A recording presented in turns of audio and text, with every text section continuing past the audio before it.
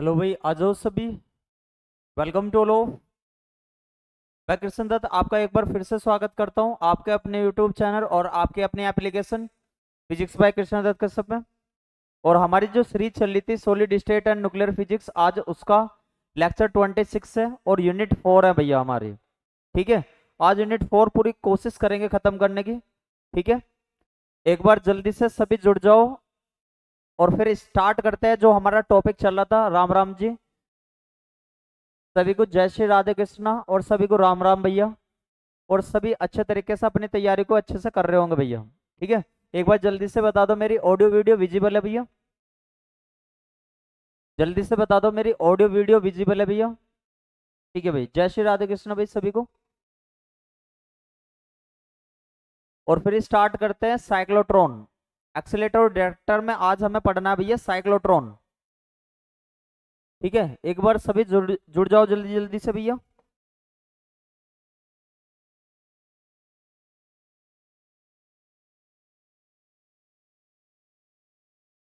तो आज हम पढ़ेंगे एक्सीलेटर में साइक्लोट्रॉन, बीटाट्रॉन, ये सारी चीजें। ठीक है भैया, लास्ट टाइम पे हमने वन डे ग्राफ जनरेटर देखा था भैया। लास्ट टाइम पे हमने वन डे ग्राफ जनरेटर देखा था। ठीक है, आज जो हम डिस्कस करने वाले हैं उन टॉपिकों को, आज वे टॉपिक देख लेते हैं भैया, कौन कौन से टॉपिक हम डिस्कस करेंगे। ठीक है भैया, टॉपिक जो डिस्कस करेंगे अच्छे तरीके से, एक तो हम करेंगे साइक्लोट्रॉन को। साइक्लोट्रॉन को आपने इंटरमीडिएट में पढ़ा होगा यो।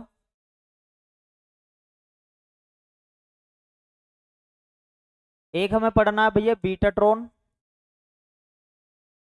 Betatron, betatron. एक आपको पढ़ा होगा सिंक्रोट्रॉन। Synchrotron, synchrotron. ठीक है भैया, और सिंक्रोट्रॉन में भी आपको दो चीजें पढ़नी है इसमें।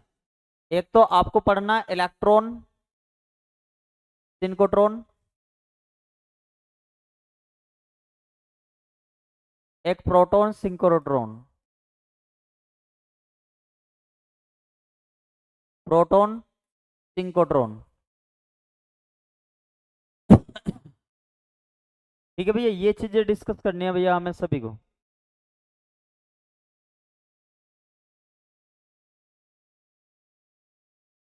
तो थोड़ा ध्यान से समझेंगे भैया, इसके कुछ पॉइंट है बहुत बढ़िया तरीके से, उन्हें देखते हैं। अगर आपसे, चलो सबसे पहले हम देखते हैं साइक्लोट्रॉन को। ठीक है भैया, सबसे पहले देखते हैं हम साइक्लोट्रॉन को।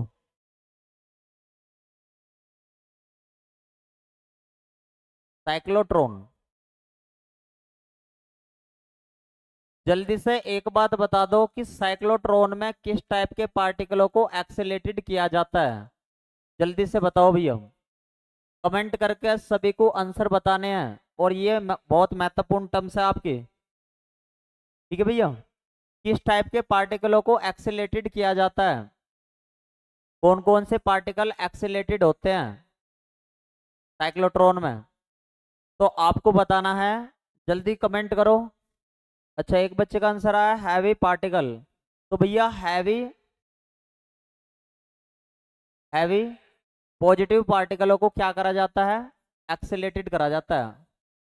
पॉजिटिव पार्टिकलों को क्या करा जाता है, एक्सेलेटेड करा जाता है। यानी कि आप कहोगे भारी धनावेशित कणों को कौन एक्सेलेटेड करता है, भारी धनावेशित कणों को कौन एक्सेलेटेड करता है भैया, साइक्लोट्रॉन। अब मुझे जल्दी से बता दो। ठीक है ठीक है, बहुत बढ़िया, बहुत बढ़िया, बहुत बढ़िया बताया भाई सभी ने। ठीक है, एग्जाम्पल आपने बहुत बढ़िया बताए हैं। जैसे हैवी पार्टिकलों के एग्जाम्पल कौन कौन से हो सकते हैं, तो आप बताओगे प्रोटॉन, प्रोटॉन और न्यूट्रॉन। और अल्फा पार्टिकल भी कह सकते हो आप, क्योंकि ये सभी भारी होते हैं और पॉजिटिव होते हैं। ठीक है भैया, आप 1H1 ऐसे भी लिखा हुआ आ सकता है एग्जाम में, या 1H2 भी आ सकता है, या 2He4 भी आ सकता है। ठीक है भैया, कुछ इस प्रकार से। अगर मैं आपसे कह लगूं किस साइंटिस्ट ने इसे बुल्डअप किया था? कौन सा ऐसा साइंटिस्ट था जिसने इसे बनाया था? किस साइंटिस्ट ने साइक्लोट्रॉन को बनाया था? जल्दी से कमेंट करके बताओ, जल्दी से कमेंट करके बताएंगे भैया। सभी का आंसर आना चाहिए। अगर आपने सभी ये 12th क्लास का ही है भैया, ये 12th क्लास का ही है भैया। तो एक साइंटिस्ट थे Lawrence, Lawrence and Livingstone.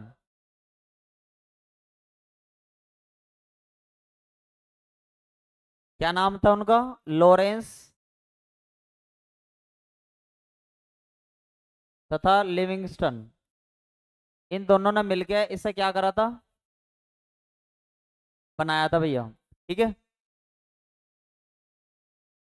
Sir, accelerated के बारे में बता दो।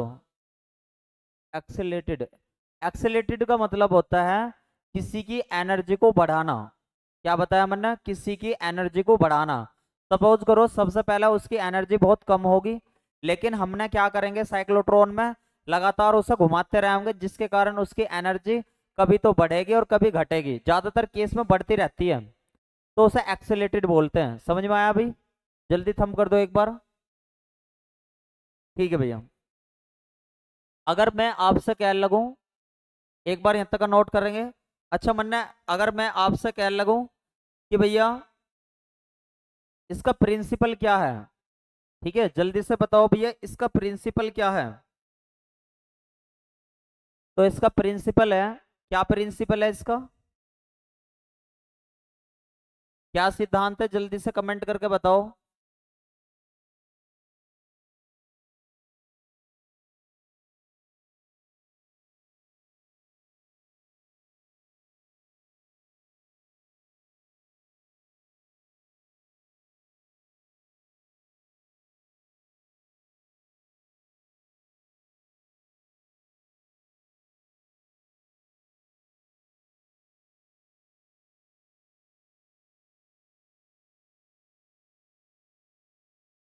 अच्छा, आंसर आया। मैग्नेटिक फील्ड में क्या होता है भैया? मैग्नेटिक फील्ड में कोई भी चार्ज पार्टिकल मोशन करता है। ठीक है भैया, क्या प्रिंसिपल है इसका? कि मैग्नेटिक फील्ड में किसी भी चार्ज पार्टिकल की क्या मोशन, मैग्नेटिक फील्ड में किसी भी चार्ज पार्टिकल की मोशन, चार्ज पार्टिकल की मोशन। और वो कैसे कैसे करता है, तो वे सारी चीजें मैं आपको बताता हूँ। ठीक है भैया, यानी कि चुंबक के क्षेत्र में, चुंबक के क्षेत्र में आवेशित, आवेशित कणों की गति, आवेशित कणों की गति। ठीक है, जल्दी से बताओ, कोई दिक्कत समस्या तो ना किसी को भी यहाँ तक का? नोट कर लो भैया। मैग्नेटिक फील्ड प्रोड्यूस होने पर चार्ज पार्टिकल एक्सिलेटेड करता है, पार्टिकल मोशन करता है। ठीक है भैया, ठीक है, बहुत बढ़िया बताया, बिल्कुल ठीक बताया भैया। ठीक है, बहुत बढ़िया। ठीक है, इसका वो देख लेते हैं, ये किस तरीके से इसकी रेडियस वगैरह पूछी जाती है। ठीक है भैया, इसका अगर मैं आपसे कह लगूं कि साइक्लोट्रॉन का एक और काम है किसी भी एटम को ब्रेक करने का, किसी भी एटम को ब्रेक करने का काम भी किसका है? एटम को ब्रेक करने का, यानी कि परमाणु को तोड़ने का काम किसका है? परमाणु को तोड़ने का भी काम किसका है? साइक्लोट्रॉन का। ठीक है भैया, अगर ये सभी में से कोई पॉइंट आपको दिखाई दे जाए तो आप अच्छे तरीके से कर सकते हो। चलो मैं इसका प्रिंसिपल कंसेप्ट सेट करता हूं, सर रिपीट कर दो। ठीक है भाई, मैंने बताया साइक्लोट्रॉन में कि एक साइक्लोट्रॉन किस टाइप के पार्टिकलों को एक्सीलेटेड करता है। ठीक है भैया, यानी कि आप ऐसा लिख सकते हो, त्वरित कण कौन कौन, यानी कि किन कणों को यो त्वरित करने करने का काम करता है, किन कणों को त्वरित करने का काम करता है साइक्लोट्रॉन? क्या हैवी पॉजिटिव पार्टिकल, यानी कि भारी धनावेशित कणों को एक्सेलेटेड करने का काम करता है। कौन करता है? साइक्लोट्रॉन करता है। अब हैवी पॉजिटिव पार्टिकल कौन कौन से होते हैं? तो प्रोटॉन होता है, ड्यूट्रॉन होता है और अल्फा पार्टिकल होते हैं। ये सभी हैवी है और इन पे क्या है? पॉजिटिव चार्ज है। ठीक है भैया। एटम को ब्रेक करने के भी काम कौन आता है? साइक्लोट्रॉन आता है। ठीक है भैया। नेक्स्ट पॉइंट है, किस साइंटिस्ट ने वो बनाया था? तो साइंटिस्ट थे दो, लॉरेंस और लिविंगस्टन ने इसे बनाया था। किस प्रिंसिपल पर काम करता है? कि मैग्नेटिक फील्ड में कोई भी चार्ज पार्टिकल मोशन कर रहा है, मैग्नेटिक फील्ड में कोई भी चार्ज पार्टिकल मोशन कर रहा है, इस कंसेप्ट पे काम करता है वो। एक बार नोट कर लो भैया सभी।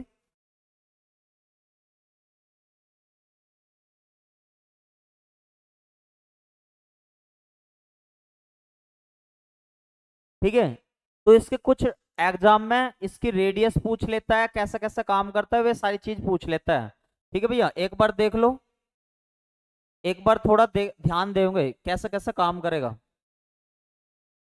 देखो भाई, जब भी कोई जब भी कोई साइक्लोट्रॉन है, मान लो ये इस तरीके का साइक्लोट्रॉन होता है। चलो मैं एक आपको साइक्लोट्रॉन बना के दिखाता हूँ। कुछ इस तरीके का आपका साइक्लोट्रॉन होता है। इसमें दो डीज होती हैं, डी होती हैं, एक D1 एक D2, इस प्रकार से होती है। इसे मैंने कह दिया D1 और इस वाले को क्या कह दिया मैंने? D2। ठीक है भैया, एक बार चलो सभी इसका पहले एक बार डायग्राम बना लो। सभी इसका डायग्राम डायग्राम बना लो भैया। तो कोई भी चार्ज पार्टिकल यहाँ से एंटर करा, कोई भी चार्ज पार्टिकल ने यहाँ से एंटर करा और लगातार गोल गोल ऐसा घूमता हुआ अपनी अपनी मतलब ऑर्बिट को बढ़ाता हुआ जा रहा है यहाँ पे। ठीक है, इस प्रकार से। और ये यहाँ पे एक ऑक्सीलेटर लगा हुआ है इसमें। ठीक है भैया, यानी कि एक तरीके से ये क्या लगा हुआ है भैया? ऑक्सीलेटर। ऑक्सीलेटर का काम होता है इसे एनर्जी ज्यादा तेजी से प्रोवाइड कराने का। ठीक है भैया, 2 लीटर का, 2 लीटर लगा हुआ है। ठीक है भाई। और ये इसके बीच में इस तरीके का मैग्नेटिक फील्ड होता है, अगर देखा जाए तो कुछ इस तरीके का, इस तरीके का मैग्नेटिक फील्ड होता है। ये क्या है भैया? मैग्नेट है। ठीक है भैया। और इसमें जो डीज, ये वाली जो डीज हैं, ये कुछ इस तरीके से काम करती हैं दो मैग्नेट के बीच में, कुछ इस प्रकार से काम करती है कि पार्टिकल यहाँ पे रखा सोर्स, और ये डीज है भैया, ये कुछ इस प्रकार से डीज है। और ये वाली जो है हमारी, ये एन है। मान लो पल्ले वाली एस होगी तो निचले वाली एन होगी, तो ये भी क्या है? एक तरीके से मैग्नेट ही है। तो जब किसी, यानी कि ये भी एक तरीके से मैग्नेट ही है।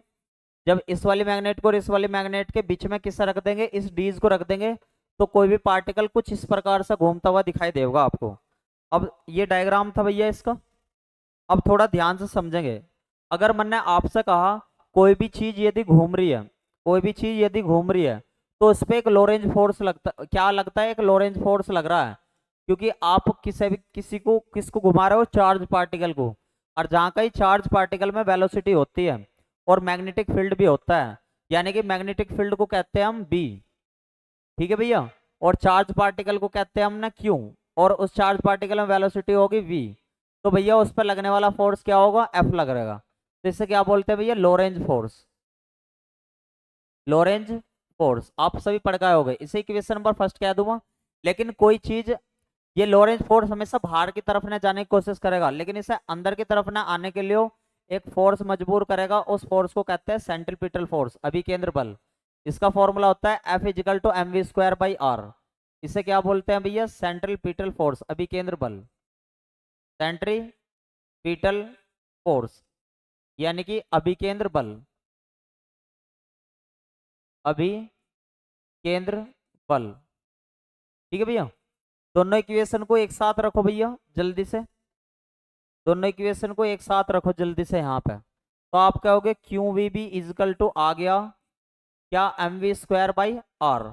तो यहाँ से आप साइक्लोट्रॉन की रेडियस भी अच्छे से निकाल सकते हो। तो साइक्लोट्रॉन की रेडियस की वैल्यू आ जाओगी, ये एग्जाम में क्वेश्चन पूछा हुआ है कि भैया साइक्लोट्रॉन की रेडियस कितनी होती है, फॉर्मूला आपसे पूछा गया। ठीक है भैया, ये इंपॉर्टेंट टर्म्स है इसकी। ठीक है, ये तो रेडियस आ गई हमारे यहाँ पे। अब हम यहाँ पे एक बार इसका क्या निकाल लेते हैं? एंगुलर। देखो भाई, एंगुलर वेलोसिटी एंगुलर वेलोसिटी यानी कि कोणीय वेग किसे कहते हैं भैया? कोणीय वेग किसे कहते हैं? ओमेगा को। एंड लीनियर वेलोसिटी यानी कि रेखीय वेग किसे कहते हैं? लीनियर वेलोसिटी यानी कि रेखीय वेग किसे बोलते हैं भैया? वी को बोलते हैं। किसे बोलते हैं? वी को।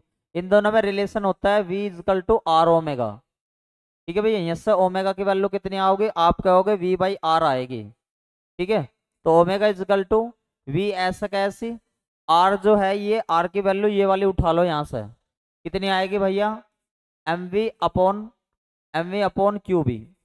तो जब आप इसे ऊपर भेजोगे तो ओमेगा की वैल्यू आ जाएगी यहाँ से Q we B upon M V, यानी कि वी से वी कट गया होगा यहाँ पे, तो ओमेगा की टर्म्स कितनी आगे होगी?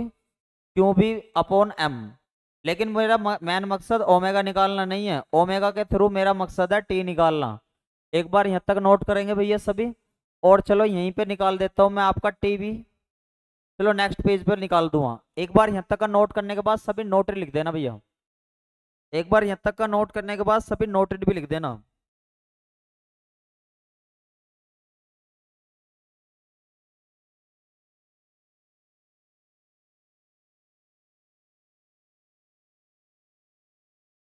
जल्दी से बताओ, कोई दिक्कत समस्या तो ना किसी को भी? चले आगे। बहुत बढ़िया, बहुत बढ़िया। चलो आगे बढ़ते हैं। ये अभी ओमेगा की वैल्यू की जरूरत पड़ेगी भैया मुझे, ओमेगा की वैल्यू बता देना आप सभी। ठीक है भैया। अब एक आपने टाइम पीरियड का फॉर्मूला देखा होगा, यानी कि टाइम पीरियड का मतलब है यानी कि एक चक्कर पूरा करने में कितना टाइम लग रहा है, उस है आवर्तकाल का फॉर्मूला।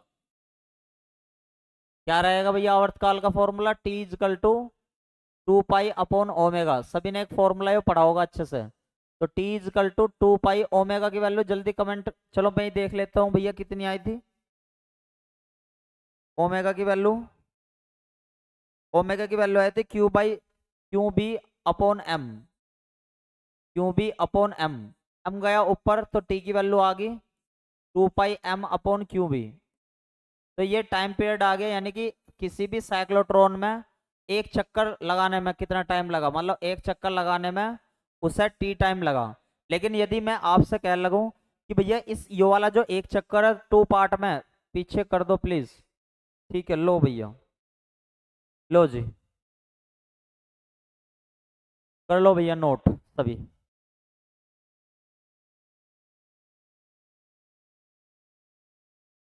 नोट करने के बाद थम थम कर देना भैया।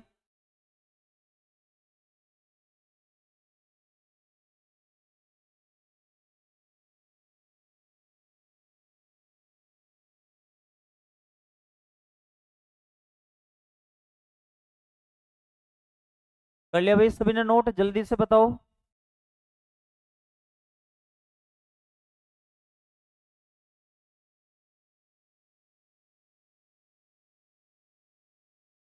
ठीक है भैया, देखो भाई,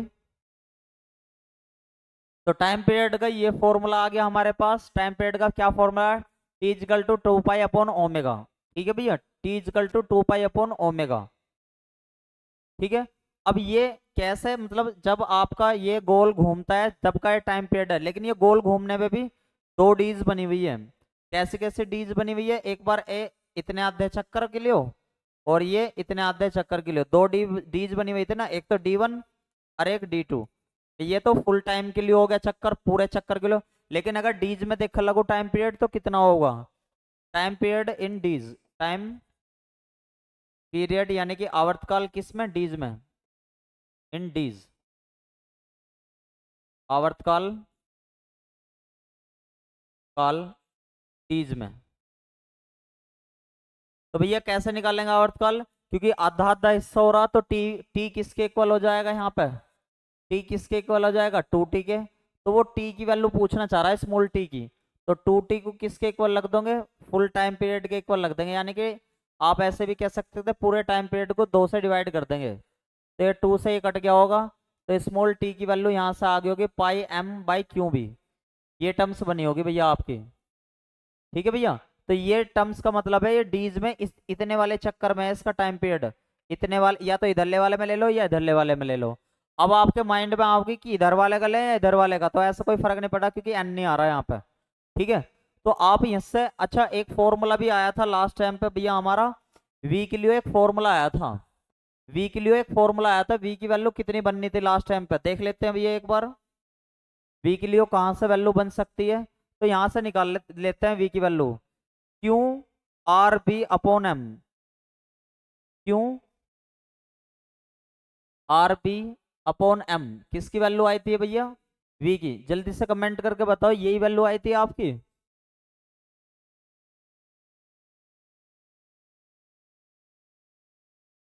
ठीक है भैया, तो यानी कि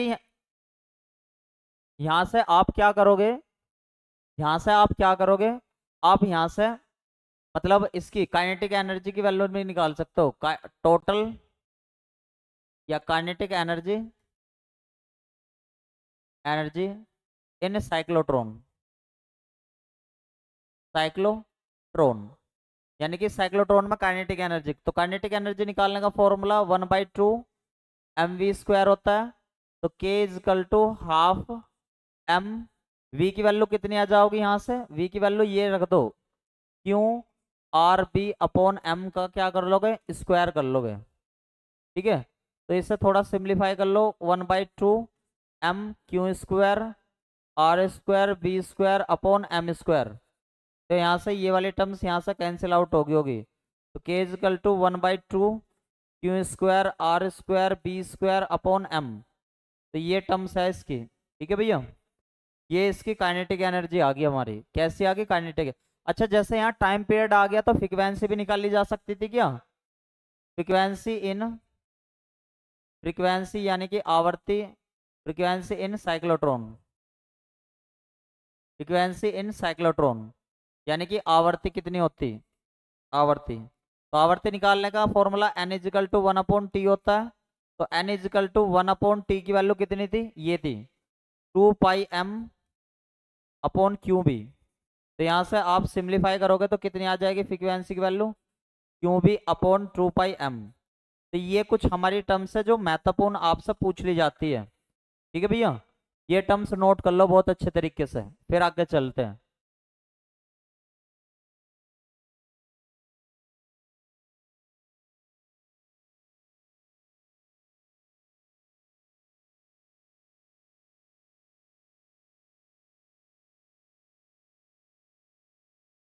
ठीक है भैया, जल्दी से बताओ किसी भी स्टूडेंट को कोई दिक्कत समस्या तो ना हुई। तो यहाँ पे एक नोट पॉइंट है, limitation of cyclotron, limitation of cyclotron, यानी कि साइक्लोट्रॉन की क्या सीमाएं है, साइक्लोट्रॉन की क्या सीमाएं है, कमेंट करो भैया जल्दी से, साइक्लोट्रॉन की सीमाएं, और इम्पोर्टेंट है भैया यो,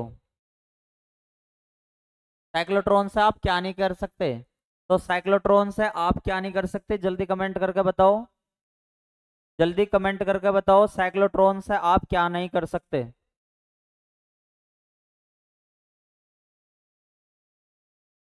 भाई साइक्लोट्रॉन से क्या कर सकते थे, यानी कि पॉजिटिव पार्टिकल को क्या कर सकते थे भैया, एक्सीलेटेड कर सकते, तो इसका मतलब नेगेटिव पार्टिकल को नहीं कर सकते, यानी कि आप कह सकते हो इलेक्ट्रॉन को एक्सीलेटेड, इलेक्ट्रॉन को एक्सीलेटेड नहीं कर सकते, इलेक्ट्रॉन को एक्सीलेटेड नहीं कर सकते इसकी हेल्प से, यानी कि इलेक्ट्रॉन को साइक्लोट्रॉन की, साइक्लोट्रॉन की सहायता से, की सहायता से त्वरित नहीं किया जा सकता, त्वरित नहीं किया जा सकता, नहीं किया जा सकता,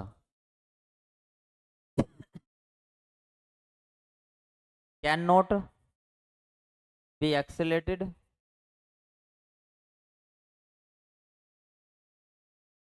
electron by electron with the help of, with the help of cyclotron, यानी कि आप इलेक्ट्रॉन को एक्सेलरेट नहीं कर सकते। ठीक है भाई, जल्दी से बताओ, यहाँ तक नोट कर लिया हो तो फिर अगले पेज पे चलता हूँ मैं। अगर सभी ने नोटेड लिख दिया हो तो सभी एक बार थंब कर दो भैया। अगर सभी ने नोटेड कर लिया हो तो सभी एक बार थंब कर दो, फिर आगे चलता हूँ।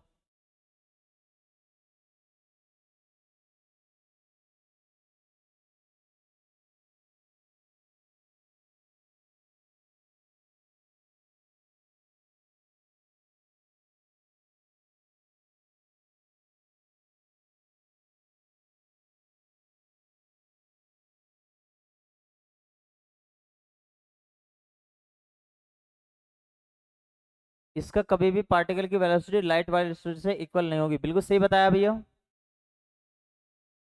ठीक है भैया, नोट कर लो एक बार सभी। जब आप थंब कर दोगे, आप डन लिख दोगे, आप नेक्स्ट लिख कर दोगे, मैं जब भी चलूँ आगे। नोट कर लो भैया अच्छे से। बाय द वे, किसी का नोट ना रहा करे तो भैया स्टडी मटेरियल पे आप बाद में आराम से तार सकते हो, कोई दिक्कत समस्या थोड़ी नहीं है।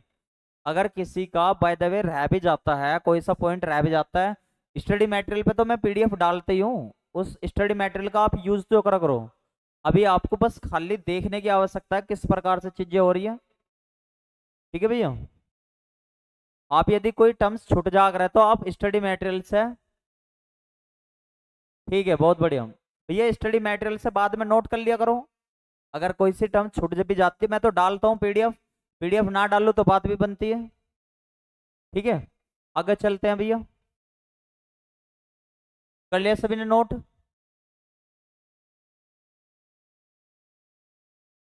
ठीक है भैया, इसकी सेकंड लिमिटेशन देखते हैं। सेकंड लिमिटेशन क्या है साइक्लोट्रॉन की? सेकंड लिमिटेशन ये होती है m equal to M naught under root 1 - v² / c²। इसका मतलब क्या है? यदि आप ये वाली v की वैल्यू किसके वैल्यू के इक्वल रख दोगे, c की वैल्यू के, इसका मतलब है यदि आप किसी भी पार्टिकल की वेलोसिटी, पार्टिकल को, कौन से पार्टिकल की बात हो रही है यहाँ पे? जो आप पॉजिटिवली चार्ज पार्टिकल की बात हो रही है यहाँ पे, पॉजिटिवली चार्ज पार्टिकल यानी कि सच एज एग्जाम्पल कौन कौन से? Proton, neutron and alpha particle. इन सब की वेलोसिटी आप किसके इक्वल नहीं रख सकते? सी की वैल्यू के इक्वल नहीं रख सकते। क्यों नहीं रख सकते? देखो एक एक चीज दिखाऊं।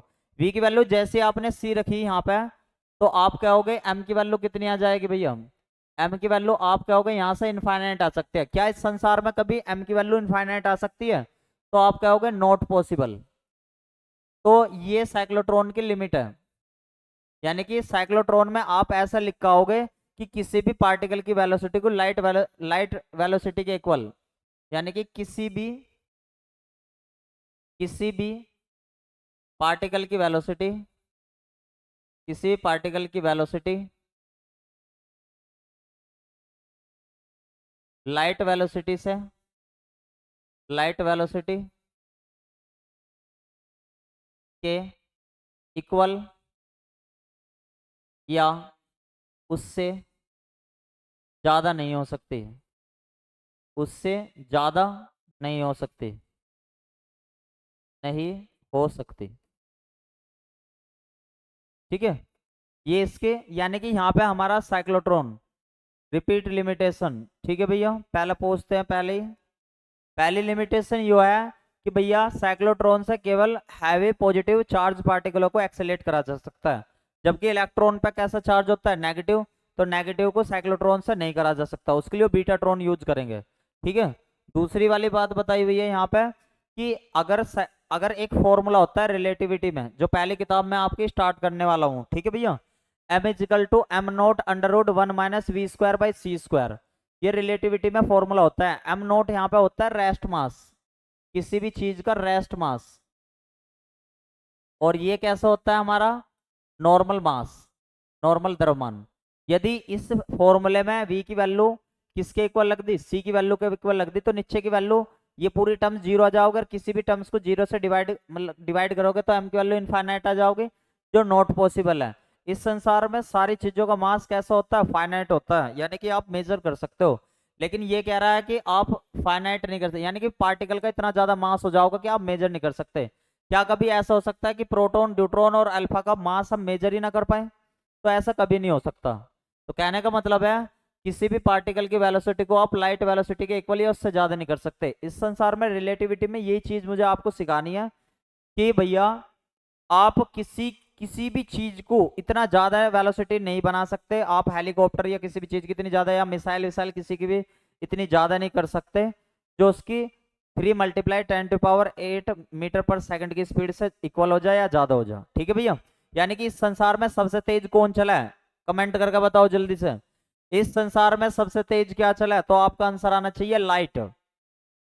लाइट आना चाहिए भैया आंसर। ठीक है, समझ में आ गया? इस संसार में सबसे तेज चलता है लाइट। कितनी स्पीड से चलती है लाइट? 3 × 10⁸ मीटर पर सेकंड से। ठीक है भैया, बिल्कुल सही है। ठीक है भाई, ये आपका समझ में आ गया होगा आपको बहुत अच्छे तरीके से। बिल्कुल सही बताया भैया। तो अब देखते हैं हम बीटाट्रॉन। ठीक है भैया, अब देखते हैं हम बीटाट्रॉन। नेक्स्ट टॉपिक है हमारा बीटाट्रॉन।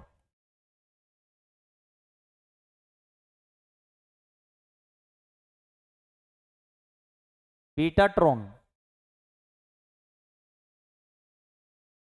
बीटाट्रॉन। तो भैया बीटाट्रॉन से क्या करें हम, एक बार ध्यान से देखेंगे बीटाट्रॉन से क्या क्या करते हैं हम। तो पहला पॉइंट है बीटाट्रॉन से हम, बीटा का मतलब क्या होता है जल्दी से बताओ? बीटा का मतलब इलेक्ट्रॉन होता है। इलेक्ट्रॉन या बीटा पार्टिकल को आप इसकी हेल्प से एक्सेलेटेड कर सकते हो, बीटाट्रॉन के। ठीक है भैया, क्या कर सकते हो? एक्सेलेटेड,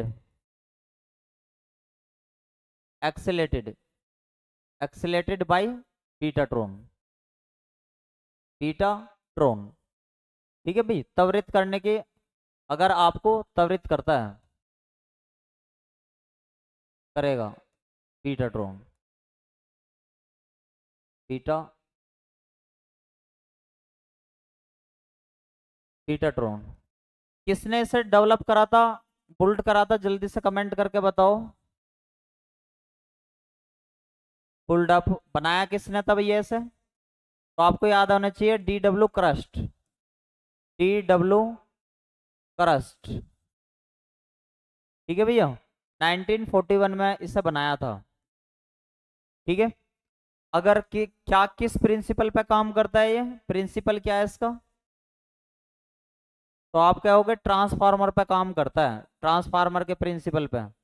अच्छा भैया, ट्रांसफार्मर के प्रिंसिपल के किसे कहते हैं? ट्रांसफार्मर में कौन सा यूज होता है? तो ट्रांसफार्मर में यूज होता है म्यूचुअल इंडक्टेंस। अच्छा जी, हमें ये पता नहीं समझ में आया कि म्यूचुअल इंडक्टेंस किसे कहते हैं, या आपको किसी को, या इनमें से आपका ये भी आ गया ना इलेक्ट्रोमैग्नेटिक इंडक्शन। इलेक्ट्रोमैग्नेटिक इंडक्शन, तो जब भी आप कोई दिक्कत समस्या ना है। ठीक है, क्योंकि ये तीनों चीज एक ही है, एक ही तरीके से काम करती है। ये ट्रांसफार्मर किस कंसेप्ट पे काम करता है? म्यूचुअल इंडक्टेंस पे।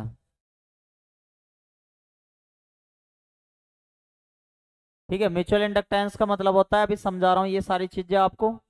अनोन्य प्रेरकता, नाम सुना होगा आपने सभी ने, अनोन्य प्रेरकताओं का। और इस वाले का भी नाम सुना होगा, विद्युत चुंबकीय, विद्युत चुंबकीय प्रेरण, विद्युत चुंबकीय प्रेरण। ठीक है भैया, इस प्रिंसिपल पे काम करता है, बहुत बढ़िया। ठीक है, अब मैं आपको ये मैग्नेटिक इंडक्शन का केस समझाता हूँ अच्छे तरीके से। अगर सभी ने नोट कर लिया हो तो सभी एक बार थंब कर दो भैया।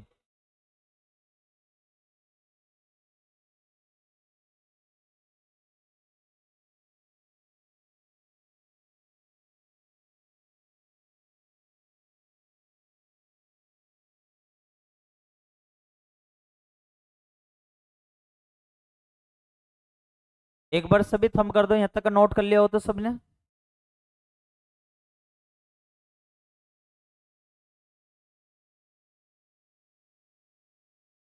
ठीक है, बहुत बढ़िया। अब मैं आपको ये समझाता हूँ म्यूचुअल इंडक्टेंस, और ये क्या क्या केस है भाई। तो सबसे पहले मैं आपको ये समझाता हूँ म्यूचुअल इंडक्टेंस, ठीक है, या फिर ये इलेक्ट्रोमैग्नेटिक इंडक्टेंस, इलेक्ट्रोमैग्नेटिक इंडक्टेंस।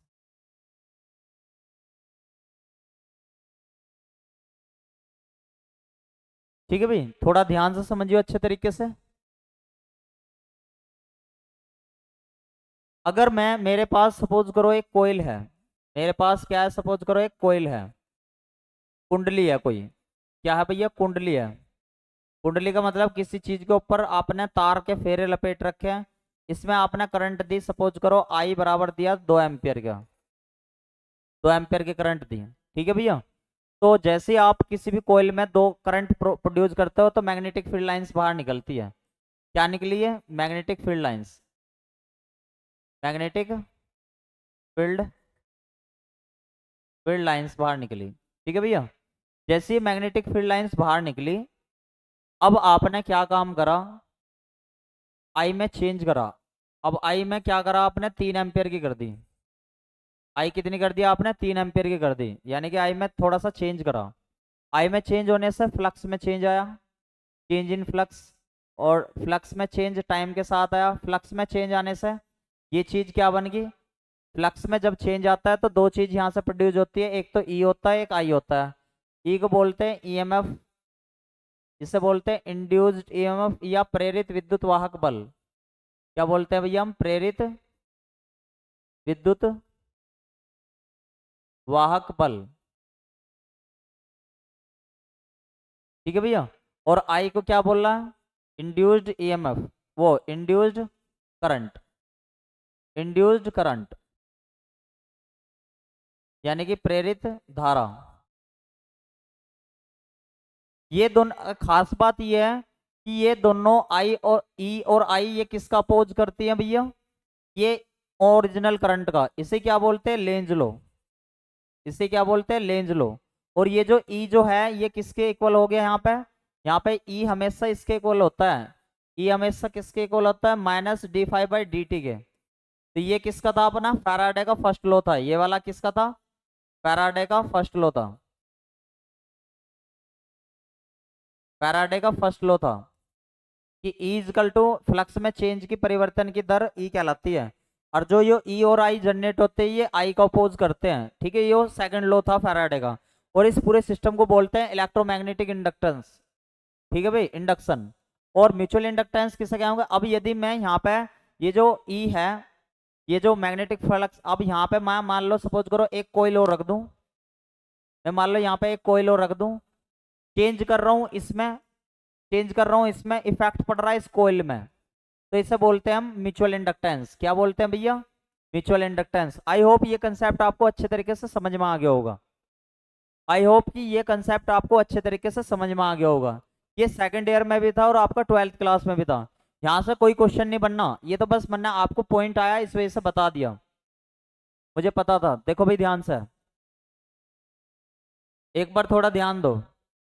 मैंने कहा मेरे पास कोई भी एक कोयल है, मैंने इसमें करंट फ्लो कराई, करंट फ्लो कराई मान लो 2 एम्पियर की, और इसमें से मैग्नेटिक फील्ड लाइंस बाहर निकली, यानी कि चुंबकीय बल रेखाएं बाहर निकली।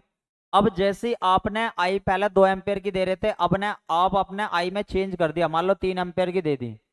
तो जैसे 3 एम्पियर की दी तो फ्लक्स, यहाँ फ्लक्स जनरेट हो गया, और फ्लक्स में टाइम के साथ चेंज आना स्टार्ट हो गया। तो फ्लक्स में टाइम के साथ आना चेंज स्टार्ट हो गया। तो यहाँ से जब फ्लक्स में टाइम के साथ चेंज आया तो दो चीज प्रोड्यूस हुई हमारी, एक तो ई और क्या दूसरी चीज आई। ये हमेशा ई और आई क्या करते हैं, इस वाली आई का अपोज करते हैं, इसे क्या बोलते हैं, लेंज लो। यानी कि इंड्यूस करंट जो है ओरिजिनल करंट का क्या करती है, अपोज करती है, ठीक है भैया।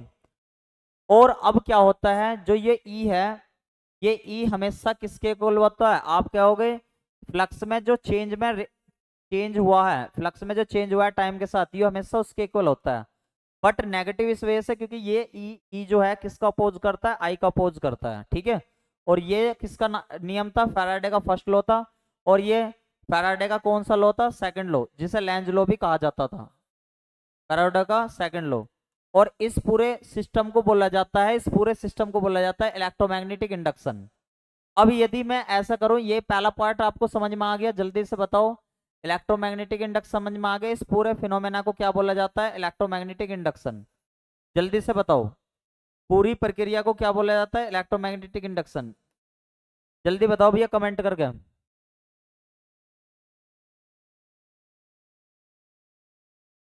जल्दी बताओ भैया कमेंट करके। अच्छा एक बात बताओ, यदि मैं कल सुबह की आपकी एक क्लास ले लूं, यदि कल सुबह की आपकी एक क्लास ले लूं, मैं इस वाली यूनिट को यानी कि सेकंड आज आज वाले आज एक क्लास है और कल सुबह को ले लूं, और कल फिर शाम को भी असाइनमेंट करवा दूंगा, कल सुबह ले लूं क्लास सभी की। ठीक है भैया, जिस जो कोई student by the way live ना जुड़ पाया हो भैया रिकॉर्डेड देख लियो, ठीक है। कितने बजे बता देता हूँ अभी, ठीक है भैया। 10:30 बजे से पहला पहला होगी, 10:30 बजे से पहला पहला, 7:30 बजे के बाद बाद, ठीक है भैया। 7:30 के बाद बाद, 10:30 बजे से पहला पहला, ठीक है। इस बीच में रख लेंगे कोई सी में भी, ठीक है, इस बीच में रख लेंगे कोई सी में भी, ठीक है। ये खत्म हो जाएगा भैया फिर। तो बताओ यहाँ तक तो कोई दिक्कत समस्या ना किसी को भी? देखो पहला पॉइंट समझ में आ गया, इस पूरे फिनोमेना को, सारे सिस्टम को क्या बोलते हैं? Electromagnetic induction. अब क्या करूं मैं, अब क्या करा मैंने, इस पूरे फिनोमेना में बस एक चीज एक्स्ट्रा कर दी। सर 10 मैथ क्लास होती है तो उससे पहले ही ले लेना, ठीक है। पूरी कोशिश करूंगा भैया, पूरी कोशिश करूंगा, ठीक है। तो अब समझो इस पूरे फिनोमेना को, इलेक्ट्रोमैग्नेटिक इंडक्शन। अब म्यूचुअल इंडक्टेंस कब कायम गई? यदि मैं इस कोइल के सामने एक कोइल और रख दूं, एक कोइल और रख दूं, अब मैं भाई करंट तो देता हूं इस वाली कोइल में, लेकिन इफेक्ट होता है इस वाली कोइल में। तो अब यानी कि इस कोइल का इफेक्ट किस में हो रहा है? इस वाली कोइल में। तो इसे क्या कहा जाएगा? म्यूचुअल इंडक्टेंस, अनोन्य प्रेरकता हो, ठीक है भैया, ठीक है। इसमें कहा जाएगा अनोन्य प्रेरकता हो, ठीक है। ये वाली बात आपको अच्छे से समझ में आ गई होगी भैया, ठीक है भैया। अब मैं इसका डेरिवेशन सेटअप करके आपको दिखाता हूँ अच्छे से। अब बीटाट्रॉन का डेरिवेशन दिखाता हूँ। बीटाट्रॉन का डेरिवेशन इतना खास नहीं है, आप इसकी कंडीशन ही याद कर लो। वैसे अगर आप मेरे से क्या हो, ठीक है, पूरी कोशिश करूंगा, पूरी कोशिश। देखो भाई यहाँ पे बस बीटाट्रॉन की एक कंडीशन याद रख लो, ज्यादा डेरिवेशन के चक्कर में मत ना पड़ो। एक बीटाट्रॉन की कंडीशन होती है अच्छे तरीके से, उस कंडीशन को अच्छे से लिख लो भाई। बीटाट्रॉन की शर्त होती है, आपसे एग्जाम में बस शर्त ही पूछी जाती है। क्या पूछी जाती है? शर्त ही पूछी जाती है बीटाट्रॉन की।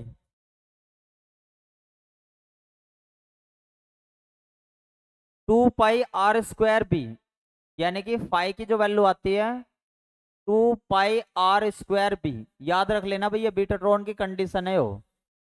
ये क्या है? बीटाट्रॉन की कंडीशन, ठीक है भैया। ये बीटाट्रॉन का कंसेप्ट आपका यहाँ पे खत्म हो गया। नेक्स्ट है हमारा, नेक्स्ट है हमारा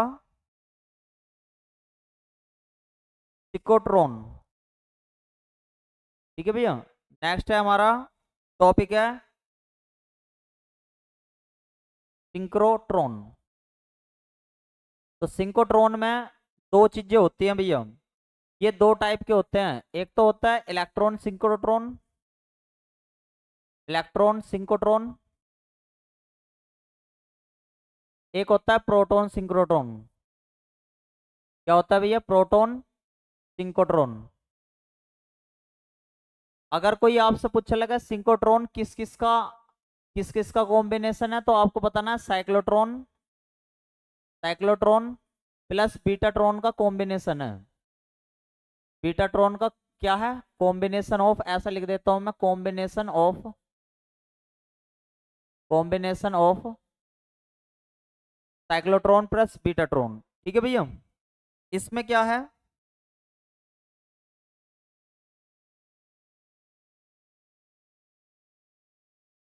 इस वाले में इलेक्ट्रॉन साइक्लोट्रॉन में कितनी एनर्जी आप प्रोड्यूस कर सकते हो, बस ये क्वेश्चन आप याद रख लियो। 300 MeV की, ठीक है भैया, 300 MeV की एनर्जी आप प्रोड्यूस कर सकते हो। और इसमें बिलियन बिलियन इलेक्ट्रॉन वोल्ट की एनर्जी आप प्रोड्यूस कर सकते हो। बस ये क्वेश्चन आपसे पूछा जा सकता है, बिलियन इलेक्ट्रॉन वोल्ट की एनर्जी आप इसमें प्रोड्यूस कर सकते हो। ठीक है भैया।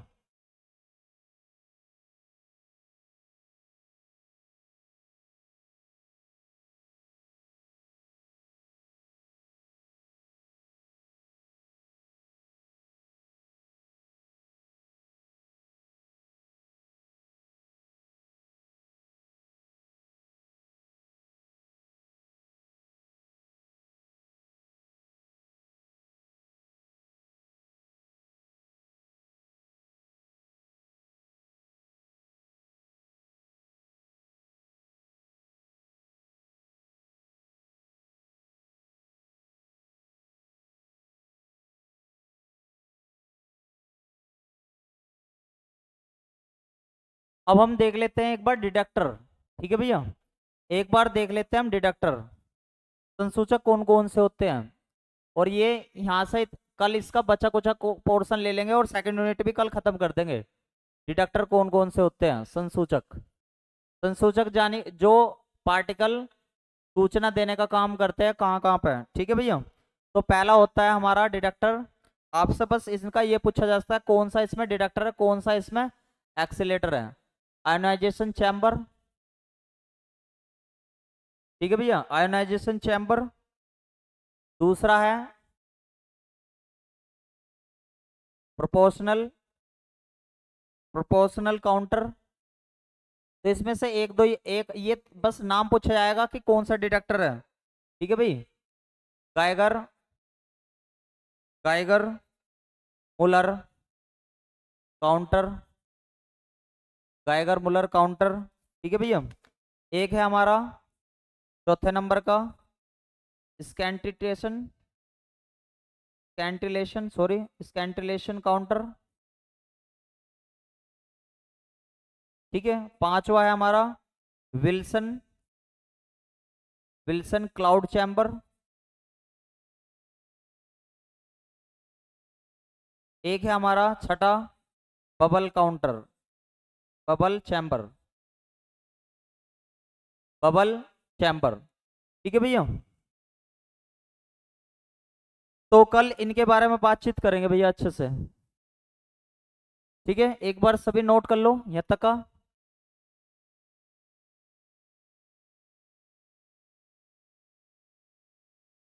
आर हमारी रेडियस है, आर हमारी रेडियस है और बी हमारा मैग्नेटिक फील्ड है। ठीक है भैया,